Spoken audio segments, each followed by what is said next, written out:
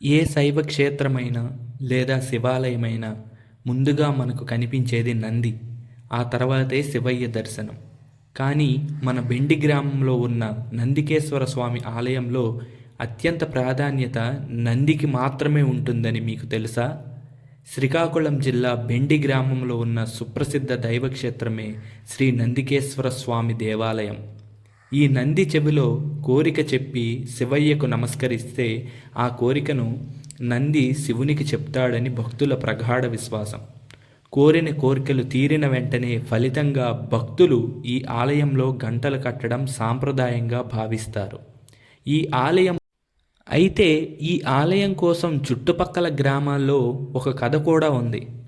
చాలా ఏళ్ల క్రితం బెండి గ్రామం చుట్టూ అడవులు, బీడుబారిన పొలాలు మాత్రమే ఉండేవి.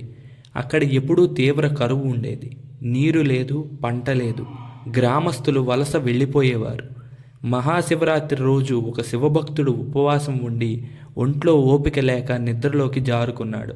అయితే అతనికి ఆ రాత్రి కలలో ఒక విశాలమైన నంది, కళ్ళలో అగ్నికాంతి, గంభీరమైన స్వరంతో, నేను ఇక్కడే ఉన్నాను, నన్ను ఎవరూ పట్టించుకోవడం లేదు కాబట్టి భూమి ఎండిపోయింది, ఈ స్థలాన్ని శుద్ధి చేయండి, మీ గ్రామానికి రక్షకుడిగా నేను ఉంటాను అని చెప్పి అదృశ్యమైంది.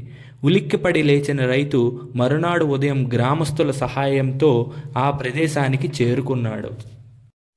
నందికేశ్వరుడు చెప్పిన స్థానంలో తవ్వితే నంది విగ్రహం బయటపడిందంట.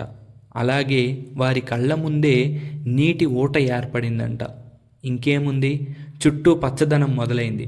ఆ తర్వాత ఏర్పడిందే నందికేశ్వర ఆలయం. పూజలు ప్రారంభమయ్యాయి. కరువు తగ్గింది. గ్రామం బతికింది. అప్పటి నుంచి బెండి గ్రామానికి నంది రక్షకుడిగా ఉన్నాడని ప్రజలు బలంగా నమ్ముతారు. ఇది మన నందికేశ్వర స్వామి యొక్క విశిష్టత. ఇది కేవలం కథ కాదు, బెండి నందికేశ్వర స్వామి చరిత్ర. నంది ఇక్కడ వాహనం మాత్రమే కాదు, ఆయనే ఇక్కడ ప్రధాన దైవం.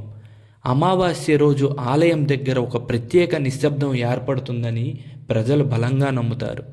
ఆలయం చుట్టూ ఉండే మొక్కలు ఎప్పటికీ అవి ఎంత పెరిగినా సరే కొట్టరు. ఎందుకంటే అవి స్వామి ప్రసాదంగా భావిస్తారు.